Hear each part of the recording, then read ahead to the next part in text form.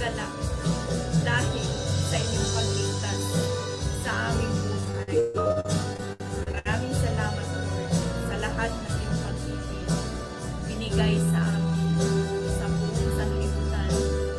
Thank you, Lord, sa iyong pag-ibig. Gaya ng dagat na hindi napapagal sa pag-alon, puso ko ay sa'yo magmamahal sa habang panahon. Natatanging kayamanan ko, ikaw ay sambahin. Wagas na pagsintay, iyon dinggin. Gaya ng dagat na hindi napapagal sa pag-alon, puso ko ay sa'yo magmamahal sa habang panahon. Natatanging kayamanan ko, ikaw ay sambahin. Wagas na pagsintay, iyon dinggin. Na pagsintay, iyon dinggin. Wagas na pagsintay, iyon dinggin. Kalakip ng awitin.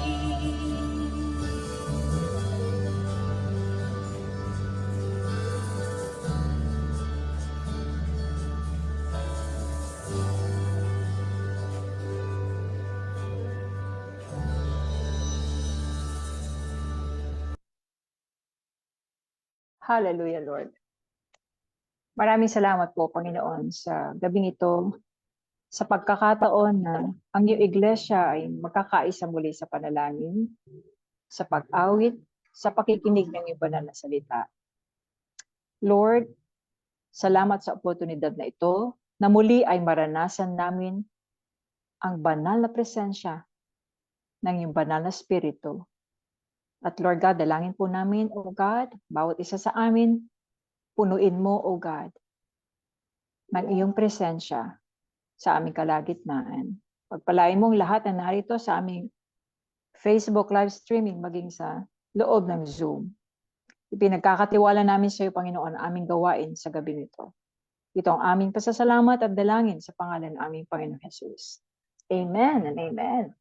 Magandang gabi po sa kanilang lahat, maging sa ating mga kasama sa ating FB live streaming. Magandang gabi po, maging sa loob ng Zoom. Pinapaalalahanan po tayo doon sa Hebrews 10 verse 25, let us not give up meeting together as some did. Today, isa na pong habit. Ginawa na po nating habit ito. At pag habit po, kulang ang buong linggo natin na wala yung isang araw na ito na tama tayo at nananalangin sa ating Panginoon.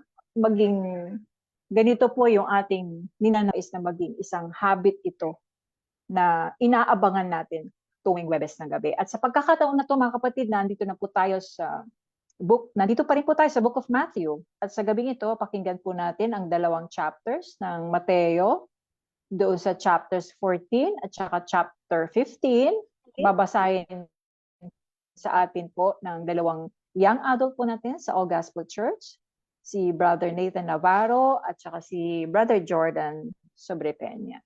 Ihanda na po natin ating mga Biblia at pakikinig.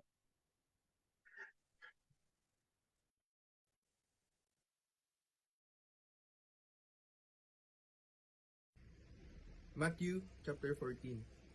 At that time, Herod the Tetrarch heard about the fame of Jesus, and he said to his servants, "This is John the Baptist. He has been raised from the dead. That is why these miraculous powers are at work in him." For Herod had seized John and bound him and put him in prison for the sake of Herodias, his brother Philip's wife, because John had been saying to him, "It is not lawful for you to have lawful for you to have her. And though he wanted to put him to death, he feared the people, because they held him to be a prophet.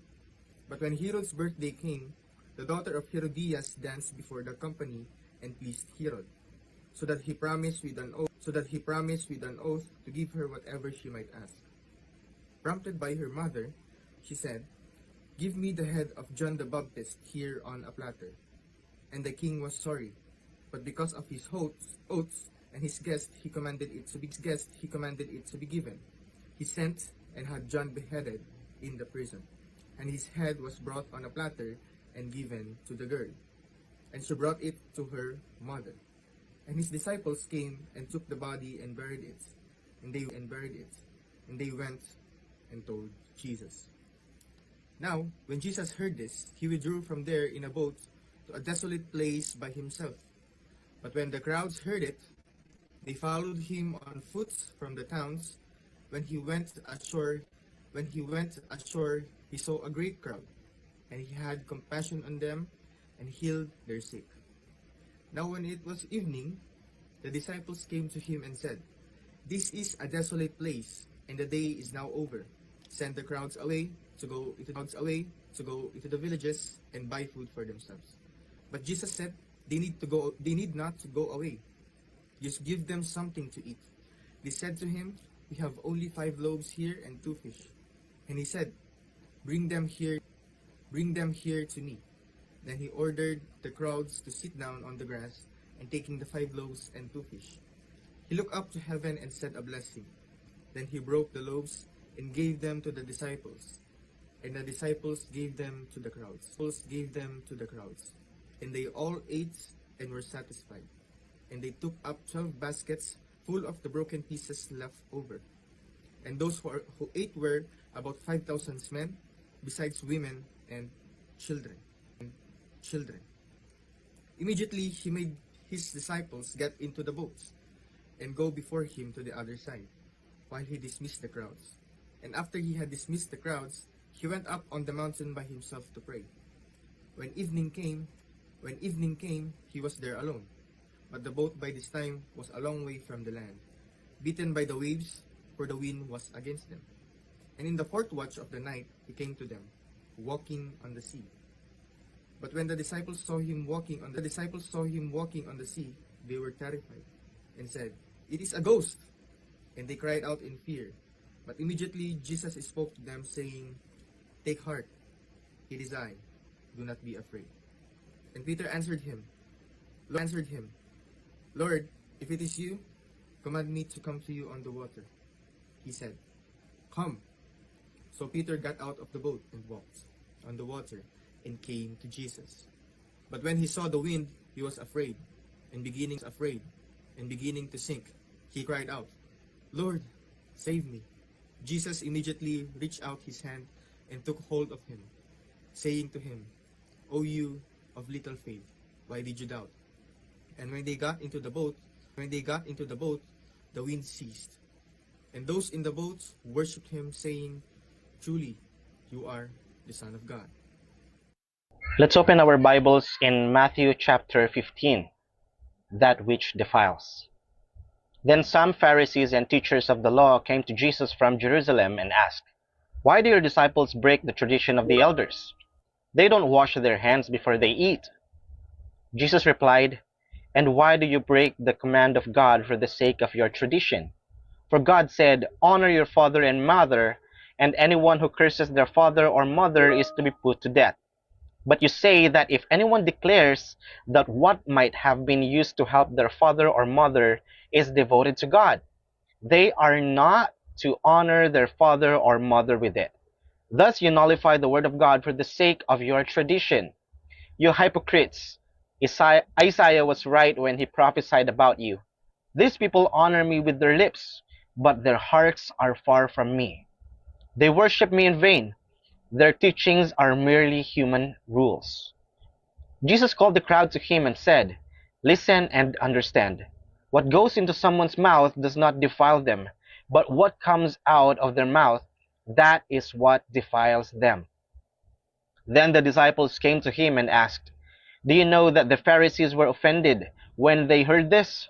He replied, "Every plant that my heavenly Father has not planted will be pulled up by the roots. Leave them, they are blind guides. If the blind lead the blind, both will fall into a pit."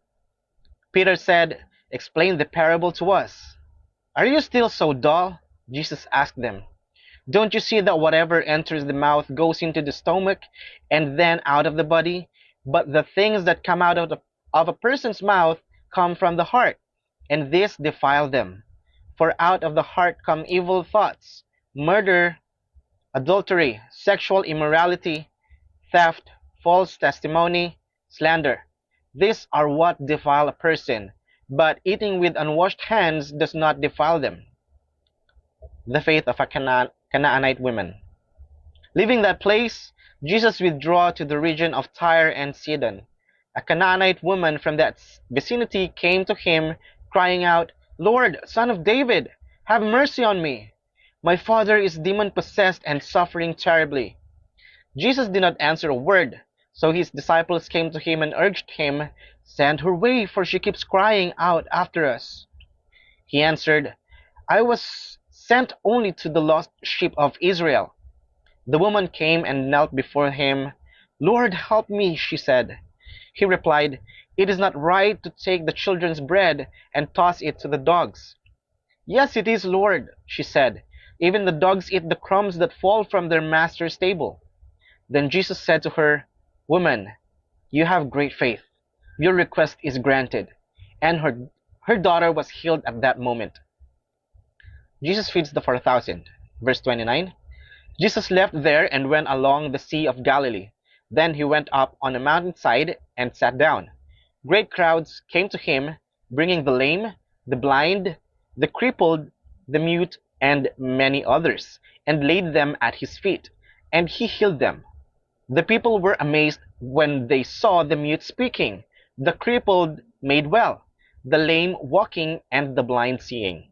And they praised the God of Israel. Jesus called his disciples to him and said, "I have compassion for these people. They have already been with me 3 days and have nothing to eat. I do not want to send them away hungry, or they may collapse on the way." His disciples answered, "Where could we get enough bread in this remote place to feed such a crowd?"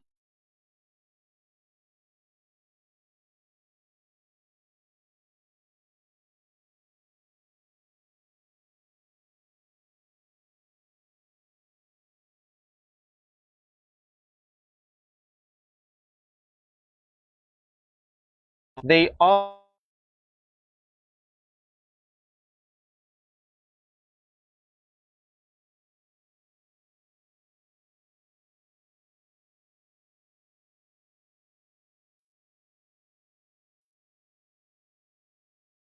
into the boat and went to the vicinity of Magadan.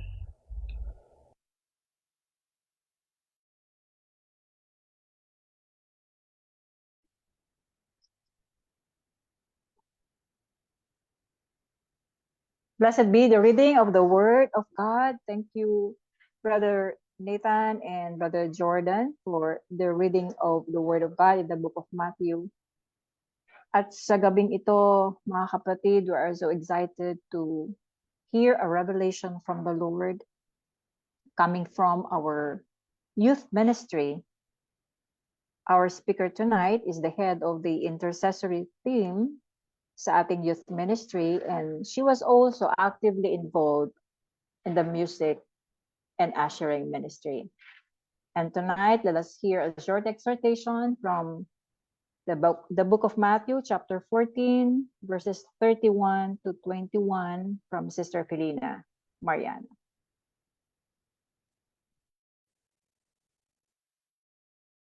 Hello po, magandang gabi po sa ating lahat. Praise God for the life of each and every one of us na nakapag-join po ng ating online prayer meeting. And we thank God for this opportunity na tayo po muli ay makakapakinig ng kanyang salita sa gabing ito. Tonight from our Bible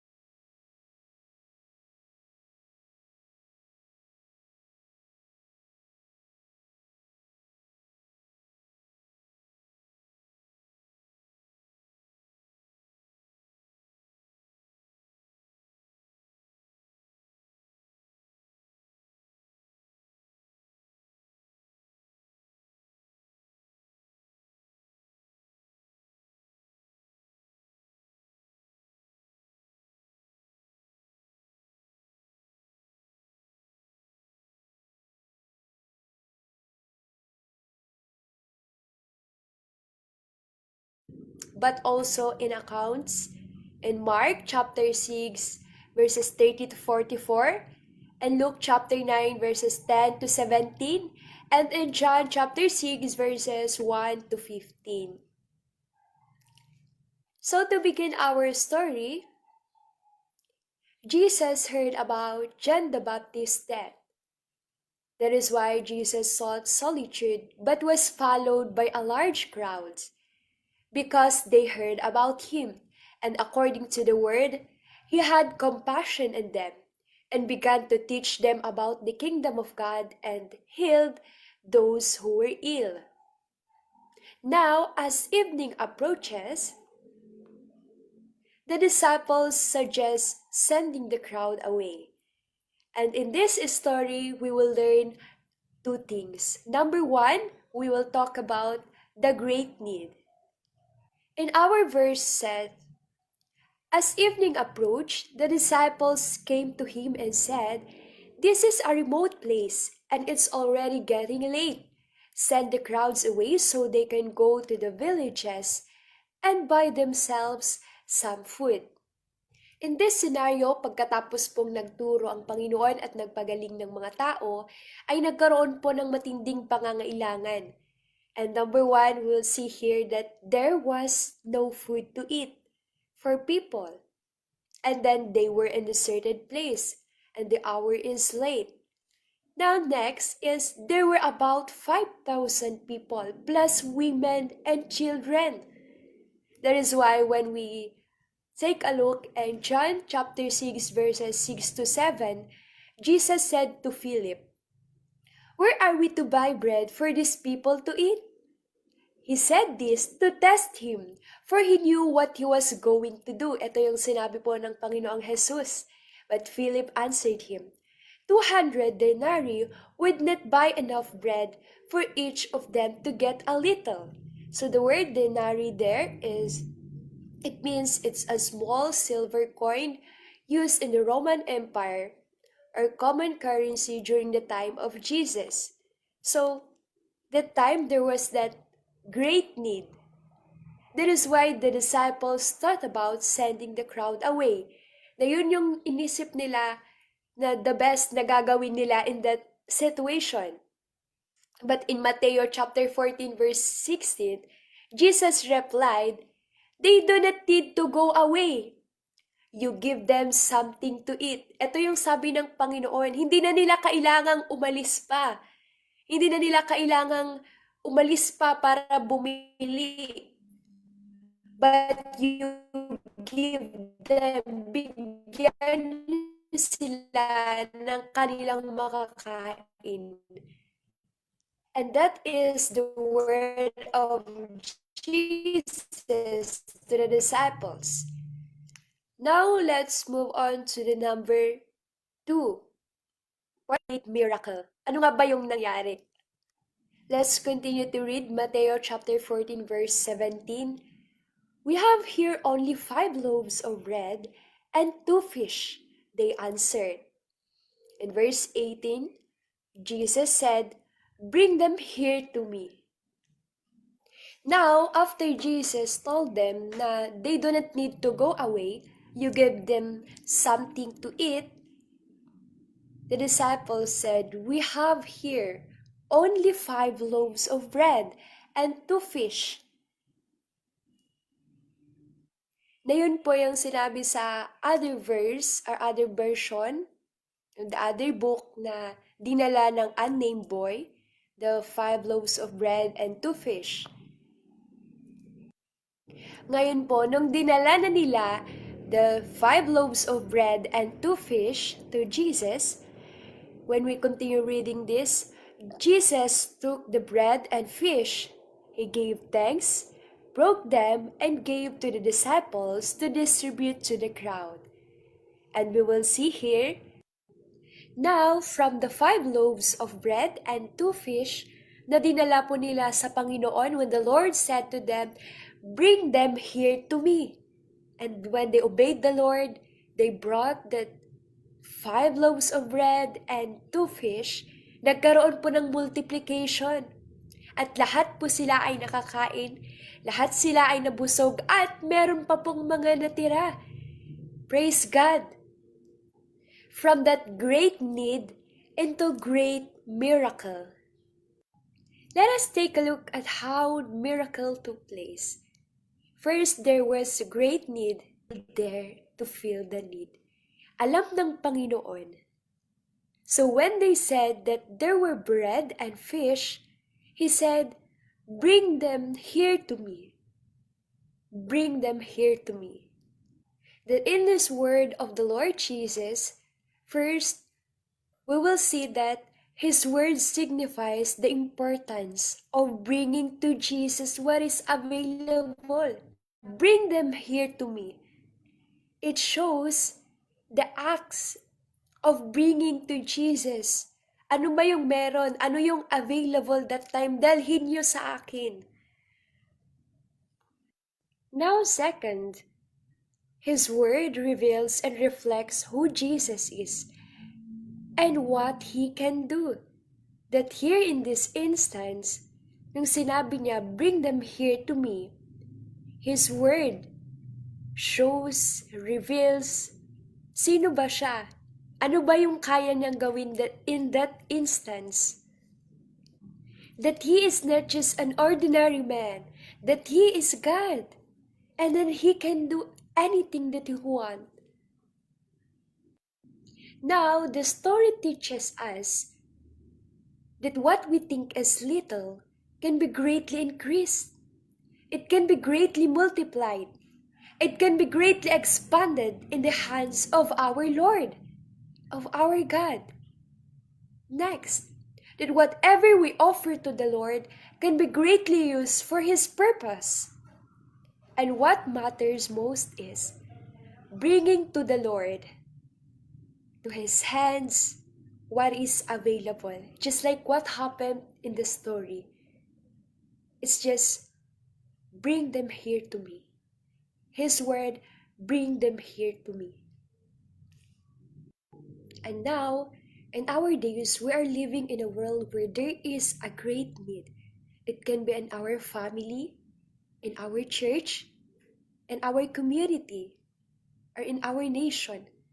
And at sometimes, nilalagay tayo sa mga sitwasyon, sa mga tao, we're being surrounded, mga taong nangangailangan, at pinapakita sa atin yung pangangailangan at that moment.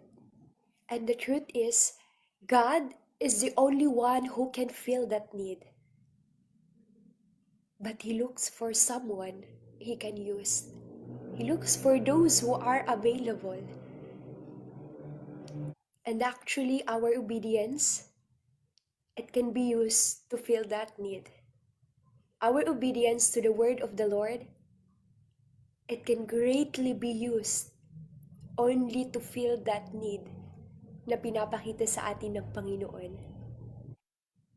Now, tonight, before I end with this exhortation, I want us to be reminded that with the life that we have, our time, our energy, our abilities, our talents, our gifts, finances, and everything that we have, and when we offer it to the Lord, when we offer it to the hands of the Lord, it will be greatly used for His purpose.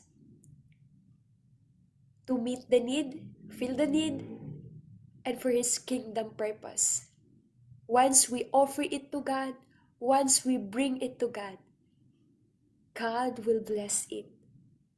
God will expand it. God will multiply it, and it will be used for His kingdom's purpose. Now, when we see the need, let us bring what He says. Let us bring it, and God will bless it. Praise God. Salamat po sa pakikinig. God bless us all. Magandang gabi po sa ating lahat.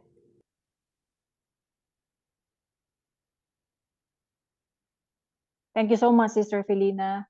I am refreshed with what you have shared this evening.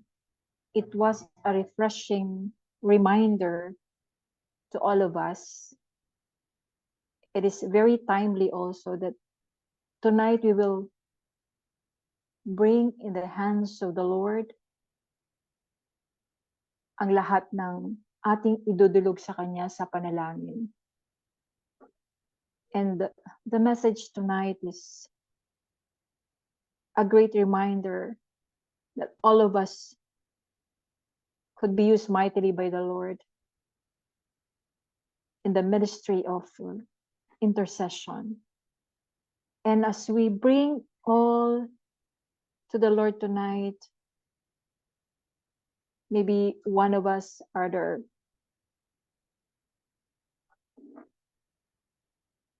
some emotional hurt or pain, or there is a great need that needs to be addressed. Hindi po sayang ang pagkakataon na nakatulog tayo sa gabing ito at mararanasan natin ang pagkilos ng banal na spirito sa ating kalagitnaan as we bring to God our cries, our prayers unto Him. And there will be open heavens tonight, brothers and sisters. Let us believe by faith that the Lord will work, even we do not see it, He is working. Hallelujah. At sa gabi nito, samahan natin si Sister Nelly as she will be praying for the church. Thank you, Lord. Hallelujah, Jesus. Hallelujah, Lord God. Hallelujah, Lord. Thank you, Jesus. We praise you, Jesus. Hallelujah. Good evening, my dear brothers and sisters in Christ. Let us pray for the church. And our prayer points are pray for new territories, including the church vision, planting 2,030 churches in the year by the year 2030. And pray also for multiplication of workers and for the Holy Spirit guidance. Hallelujah. Let us pray. Heavenly Father, we praise you. We thank you and we glorify you, O God. Thank you, Lord God, for your faithfulness and love unto us. Lord, your mercies, they are new every morning, and great is your faithfulness. We come before you, O God, humbling down ourselves before you. Forgive us once again, O God, from all of our sins, and make us, O Lord, to come before your holy throne. Jesus, thank you for giving us once again, O Lord, the chance to pray for the church.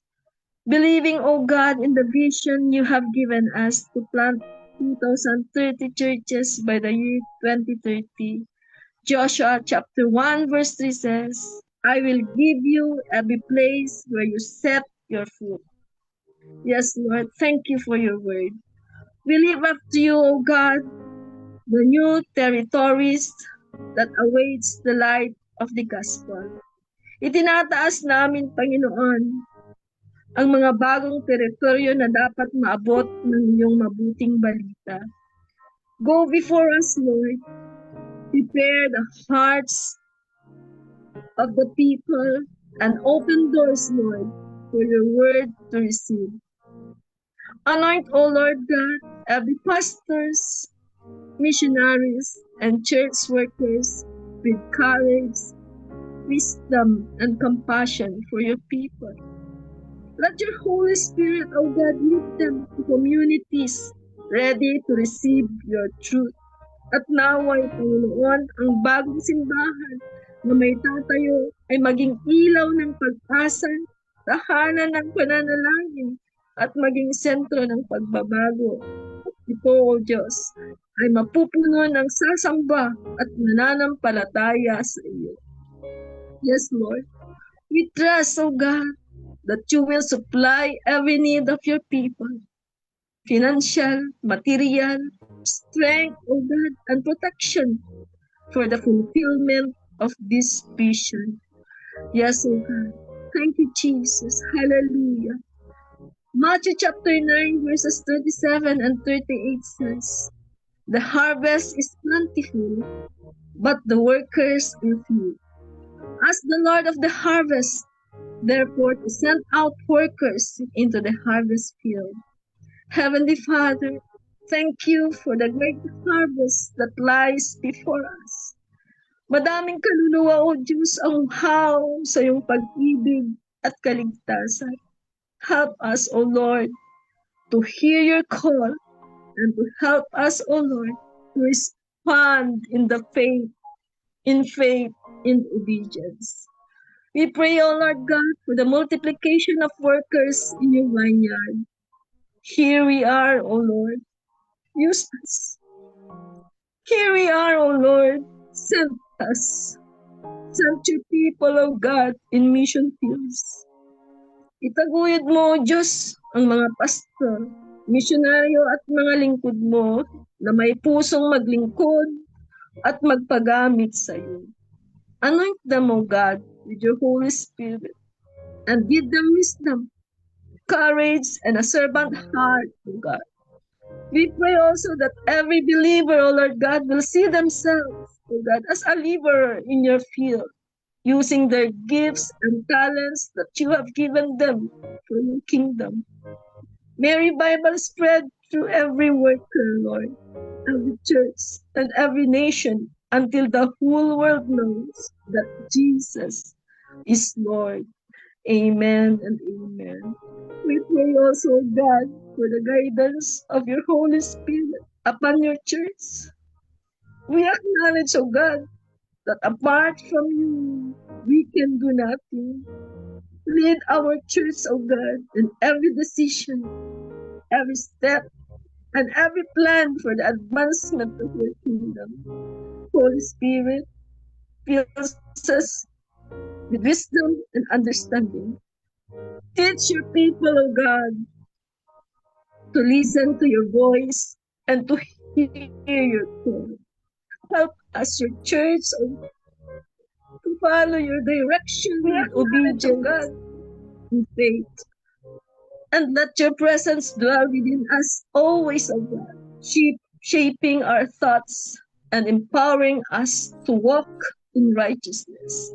Guide us, O Holy Spirit, in everything that we do, that we may bring glory and honor to your name. Amen. Hallelujah, Jesus. Hallelujah. We surrender our will to yours, O Holy Spirit. Have your way amongst us. Romans 8, verse 14 says, for those who are led by the Spirit of God are children of God. Thank you, O God. Thank you, Jesus. Thank you, Holy Spirit. This we all ask and pray in the mighty name of Jesus. Amen and amen. Amen. Salamat, Sister Nelly. Manatili po tayo sa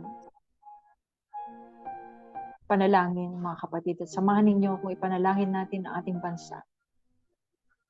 Matinding panalangin ang kinakailangan ng ating bansa sa pagkakataon na ito. Alam po natin ang nangyayari, mga balitang naririnig po natin. May mga bunga na po ang ating mga panalangin. At patuloy pa na masigasig tayong manalangin sa ating bansa. Ito ang kinakailangan ng ating bansa sa ating kapanahunan. Panalangin ng mga naniniwala sa ating Panginoong Hesus na may gagawin na milagro sa ating mahal na bansang Pilipinas. At sa gabing ito, mga kapatid, join me in praying. Let's pray for comfort and strength for the grieving and injured, healing and restoration for communities and livelihood to victims of typhoons and earthquakes. Psalm 91 verses 1 to 2 says, he who dwells in the secret place of the Most High shall abide under the shadow of the Almighty, and I will say of the Lord, He is my refuge and my fortress. My God, in Him I will trust. Panginoon, ito ang gusto naming sambitin sa aming mga bibig ngayong gabing ito. Na sa iyo kami lamang nagtitiwala at ipinagkakatiwala, Panginoon, ang aming mahal na bansang Pilipinas. Sa mga nagdaang araw, Panginoon, maraming kalamidad ang dumaan. Marami din, Panginoon, lugar kung saan nabaha, nalindol, maraming namatay. Maraming kabuhayan ang nawala. At Lord, ngayong gabing ito, umihi kami sa iyo ng awa, Lord God. Sa pangalan ng aming Panginoong Jesus. Sa Luzon, Visayas, and Mindanao. Lord, you could see the great need in our nation. And we need a great miracle. At malaking nagagawa ang nagkakaisang panalangin ng bawat mananampalataya. Ay tinataas namin sa gabing ito, Panginoon, ang lahat ng biktima, Panginoon, ng mga kalamidad na ito. Maski ang sarili naming probinsya ng La Union, Panginoon, kung saan nangangailangan din, Panginoon, ng malaking halaga para ma-restore, Panginoon, ang mga nasira, ang mga nawala na kabuhayan. Salamat, Panginoon, at inilalagay mo sa puso ng bawat government official, Lord, na manguna kung ano ang pangangailangan ng karamihan. Maging, Panginoon, ang matataas na mga opisyalis namin ng aming nasyon, ang aming presidente, ang vice-presidente, ang mga senador, ang mga congressmen, Panginoon, maging ang mga governors, mga municipal mayors, and even to the least barangay officials. Lord, na magkaroon ng pagkakaisa. Mas iniisip, Panginoon, ang nakakabuti sa karamihan. Na hindi po nila, Panginoon, uunahin kung ano ang para sa kanilang mga sarili. Kundi, Lord, mas itong higit na makita nila ang higit na pangangailangan ng karamihan, O God. Matigil sa aming bansa, O Diyos, anumang klase, Lord God, ng pag-iisip lamang sa sarili. Kundi, Lord, magkaroon, O God, na mas higit, O God, na makita, Lord, maranasan ang pangangailangan ng mas marami. Lord, dalangin po namin ang lahat ng tulong ay maibigay sa mga nangangailangan ng tulong, Panginoon, at lahat, Panginoon, na nanggagaling sa ibang bansa, lahat ng tulong, Panginoon, na nanggagaling sa mga mamamayan namin na mas nakakaangat ng buhay ay maibigay ng tama, Panginoon. Hanggang sa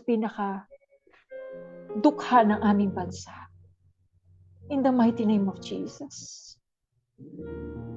Lord, muli mo, Panginoon, na i-restore maging ang kabuhayan.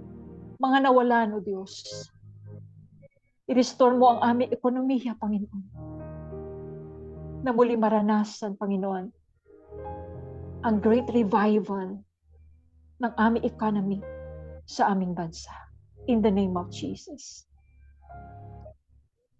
At muli, O Diyos, nataas din namin, Lord God, na panalangin ng katotohanan, ng hustisya, and righteousness to prevail throughout this nation. Lord, this is what we need, Lord God, from our leadership. In the name of Jesus. That truth will prevail. Justice will be given, Panginoon. And righteousness, Lord, will arise in this nation. And only then that this nation, Philippines, will experience, Lord, the great revival that we've been praying for. Salamat, Panginoon, sa ginagawa mo sa aming gobyerno ngayon. Na, Lord, you are exposing all sins of corruption. Oh God, in the name of Jesus, that justice, Lord God, will be given to those people who are responsible At Lord, dalangin po namin, O God,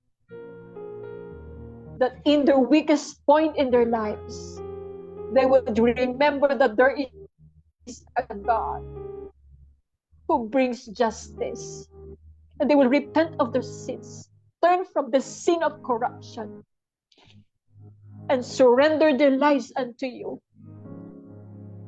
Ikaw lamang ang makapagbibigay ng tunay na kapayapaan sa kanilang mga buhay. Lord, dalangin po namin, Panginoon, na mabigyan nga po ng tamang hustisya ang nangyayari sa aming bansa. Na hindi na ito, Panginoon, maisasagtabi na kagaya ng mga nangyari, Panginoon, ng mga ibang kaso na hindi namin narinig kung ano na ang nangyari. Ano, dalangin po namin na madala sa tamang hustisya ang lahat ng ito. Oh God, in the name of Jesus, we pray na ang mga opisyalis namin sa government, Lord, na magkaisa, Panginoon, sa panahon na ito. Isang tabi ang personal nilang interes sa Diyos. Upang muli ang aming bansa ay bumangon. At kailangan namin, Lord God, ang matinding panalangin ng bawat mananampalataya. At alam po namin na we believe by faith, O God, na ang pagkakaisa naming panalangin sa gabing ito, mayroong mangyayari. The great revival in our nation, in the name of Jesus. That every knee shall bow and every mouth shall confess that Jesus is Lord over this nation. Salamat po, O Diyos. Salamat po. Ito ang aming panalangin sa gabi nito. Sa pangalan ng aming Panginoon Jesus. Amen. And amen. Hallelujah. Let us continue in the attitude of prayer, mga kapatid, as we pray for our family tonight. I want us to remember our family. If we could mention the names, the members of our family right now as we pray, mention them in prayer. Remember them in prayer. Hallelujah, Lord.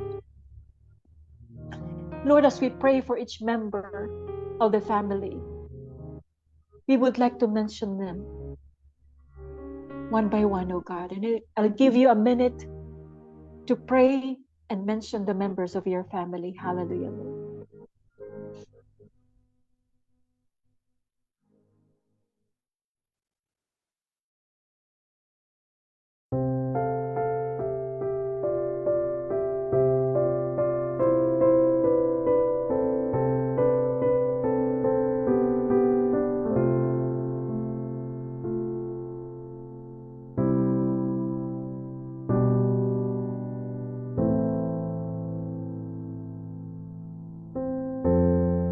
Oh God, in the name of Jesus, you have heard in the mouth of every one of us.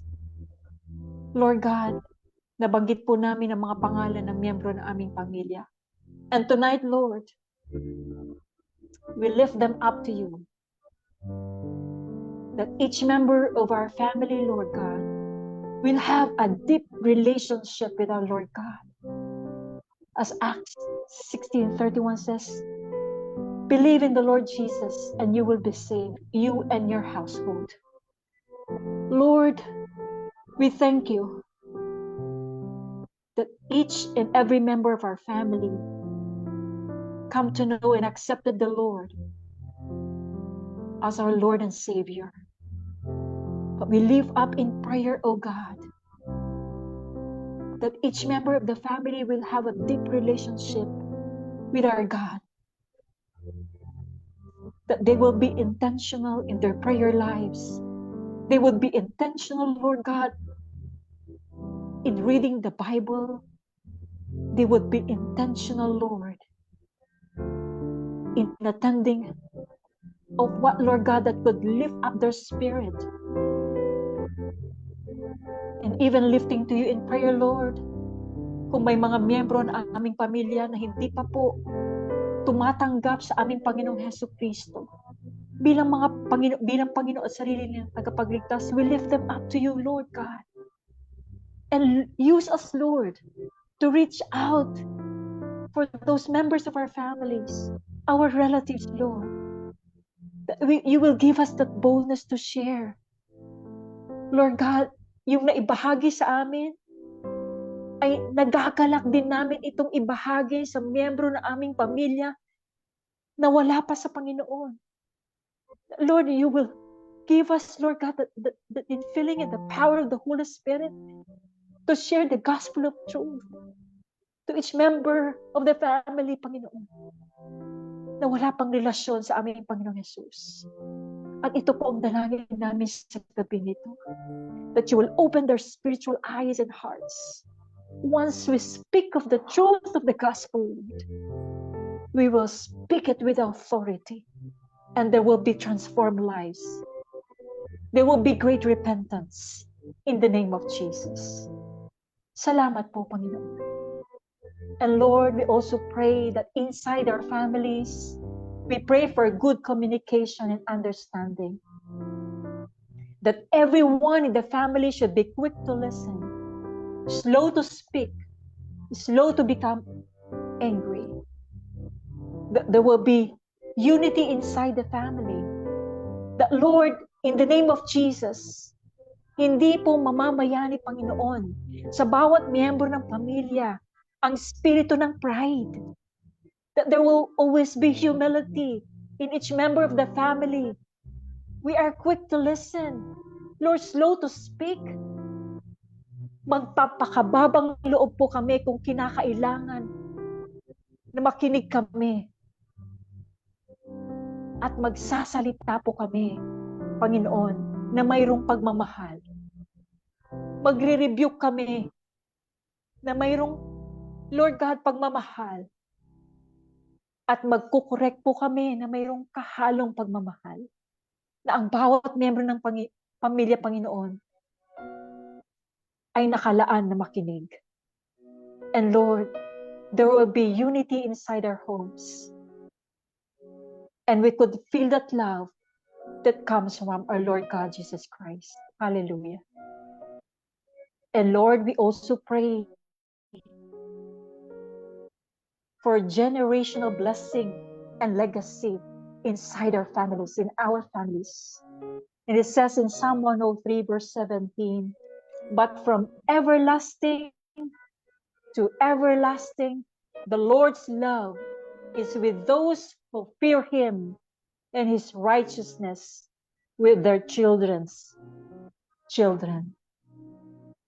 Lord, in the name of Jesus,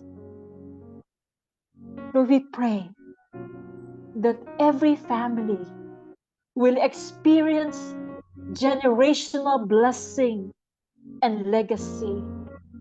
And it will start, Lord God, from every fathers, from every mothers inside the home, inside the family. We pray for God-fearing fathers, for God-fearing mothers. We pray, O God, na kami pong mga magulang ay madadala namin ang aming mga anak sa higit na pagkatakot sa Diyos. Dalhin namin ang aming mga anak, Panginoon, sa tamang daan na kung saan, Panginoon, makikita din namin sila lumalago, lumalalim sa relasyon nila sa aming Panginoon. And Lord, dalangin po namin that we as parents will be, Panginoon, ang higit na ehemplo sa aming mga anak. Makikita nila sa amin, Panginoon, na kami po, mayroon kaming passion na dumalo sa gawain. Mayroon kaming passion na mag-aral pa patungkol sa salita ng Diyos. Pinapakita namin na mayroon kaming panahon sa pagbabasa ng banal na salita. Naririnig nila sa amin, Panginoon, na naibabahagi sa tuwing kasama namin ang aming mga anak.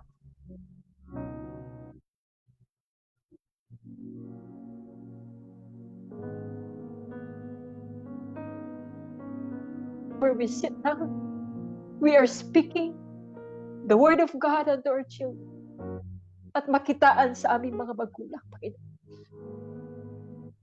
kung papaano mamuhay na isang totoong mananampalataya. The way we speak, the way we act, the way we respond to any kind of situation inside the home. May kakulangan, may problemang pisikal, may karamdaman, may emosyonal na problema. Makitaan kami, Panginoon, ng aming mga anak on how we manage every struggles inside the family, every problem inside the family. And Lord, we surrender. We parents, we surrender all. Ang lahat ng aming kahinaan, Panginoon. And Lord God, we pray in the name of Jesus that we will pass on that generational blessing. That Lord, we will leave a legacy of fearing the Lord most sa aming mga anak. In the name of Jesus. Ingatan mo, Panginoon, ang aming pamumuhay. Maraming salamat, O Lord God. And even for this evening, Lord, thank you. Salamat, Panginoon, sa bawat isa na nakiisa sa amin sa panalangin, nakiisa sa pagpupuri sa ating Panginoon, nakinig sa mga salita ng Diyos. Nagpapasalamat po kami sa gabing ito. And Lord, we pray for each family that is represented tonight in our Facebook live streaming. Alam mo, Panginoon, ang dinadalag nilang panalangin sa gabing ito. Nakikiisa po kami, Panginoon, sa kanilang mga panalangin. We say yes and amen to all their prayer requests tonight, O God. Hindi man namin nasambit ang lahat ng ito sa gabing ito, Panginoon. Ngunit, Lord, alam mo at nakikinig ka. And we are so confident tonight that there is an open heaven for our prayers and for our personal requests tonight. And Lord, nagpapasalamat muli kami sa oportunidad na naranasan namin muli ang presensya mo, ang presensya ng iyong banal na Espiritu. At Lord, mapayapa muli kami, Panginoon, na ipapahinga ang aming mga pisikal na katawan. And Lord, thank you that not only our physical bodies are renewed tonight, but you have refreshed us with your words tonight. We are refreshed, O God, with the sharing of your word. We are restored not only physically, but you have restored that spiritually, Lord. That again, sa panibagong bukas, Lord, we will live by faith and not by sight. We thank you for tonight, Lord God. Pinupuri ka namin, O Diyos. And receive the blessing of the Lord tonight, brothers and sisters. May the love of our Heavenly Father and the grace of our Lord God Jesus Christ and the fellowship of the Holy Spirit be upon us all. In the name of the Father and of the Son and of the Holy Spirit. And everybody will shout aloud, Amen. And amen. Hallelujah. Maraming salamat for joining us tonight, brothers and sisters. And let us pray. The next Thursday, we will join the habit of praying and listening to the Word of God. God bless us all and good night, everyone.